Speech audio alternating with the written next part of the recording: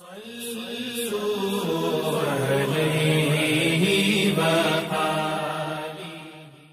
اللہ الرحمن الرحیم۔ صحیح بخاری حدیث نمبر 1001۔ حماد بن زید نے بیان کیا، ان سے ایوب سختیانی نے، ان سے محمد بن سیرین نے، انہوں نے کہا کہ انس بن مالک رضی اللہ عنہ سے پوچھا گیا کہ کیا نبی کریم صلی اللہ علیہ وسلم نے صبح کی نماز میں قنوت پڑھا ہے؟ آپ رضی اللہ عنہ نے فرمایا کہ ہاں۔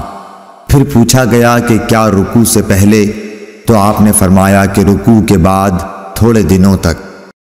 اللهم صل على محمد وعلى آل محمد كما صليت على إبراهيم وعلى آل إبراهيم إنك حميد مجيد اللهم بارك على محمد وعلى آل محمد كما باركت على إبراهيم وعلى آل إبراهيم إنك حميد مجيد